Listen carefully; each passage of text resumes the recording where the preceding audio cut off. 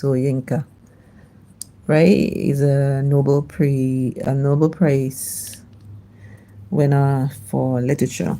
Now, the one I want to pay close attention to, because I think it's very relevant with our politicians today, right? That's all I would say. That's all I would say. So it's my tongue does not marry slogans.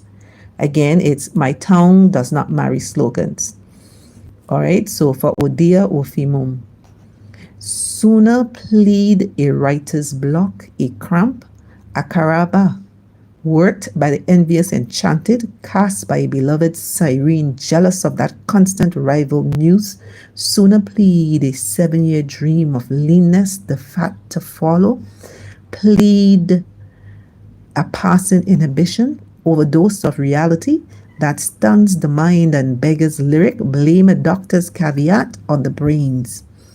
Fevered contests with the world sooner lie in wait than splutter truths.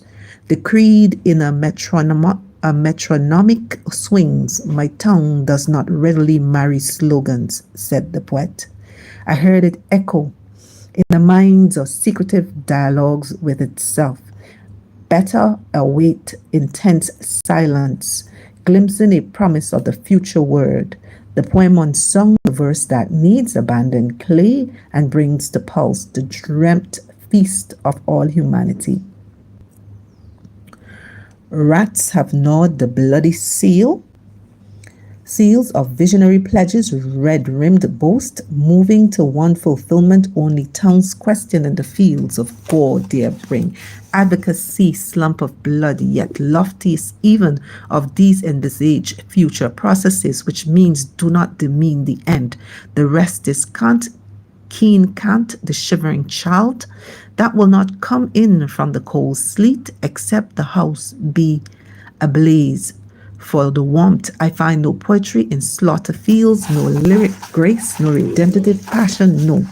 Only that which came and went as others, the blaze of empires, the salvation's ashes, the crunch of cinders in time's cul-de-sac. My tongue eschews the doctor's mint of slogans, dirge it may, but invoke awake. No, here's the scene.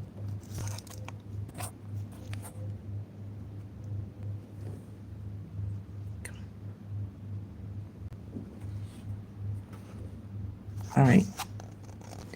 Multinaria clinics raised to heal.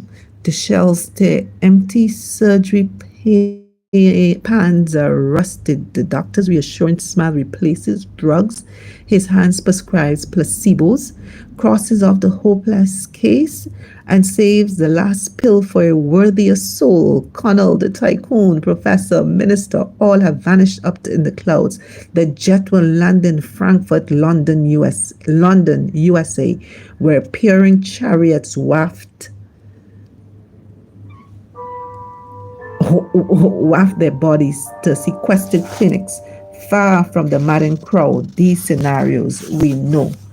Drudge, stay-at-home physician, eyes his frame, Hippocratic oath, recalls the other adage, heal thyself, tranquilizes rage. Sooner his placebo than its slogan twin. So reserved my cross till I will not dull our mutual impotence, which can't not stretch the dead-ended place of time on slogans half-tracks nurse the placebos that knows itself.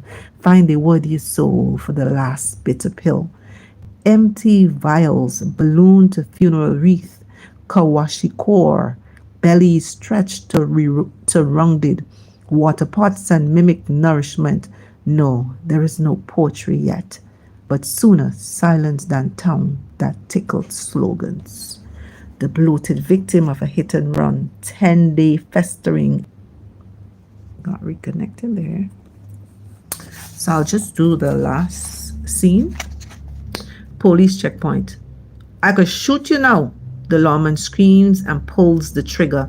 An athlete's brains disperse. The plea of good Samaritan peacemakers dodge. Gray flakes to motor chassis, paste to arid tar. You drank in splendor at the watering holes of Akame, wax loudly in messianic rounds of slogans raised in shields against, each pleading void. Activists of Allah rose and slit the throats of fellow Muslims, screaming Muhammad was a slaving Arab, ripping thighs of peppered chicken deftly sliding off spiked chunks of skewed suya. You dribbled slogans 1,000 safety miles away, holding forth by staff club swimming pools. The Mastanic only kill.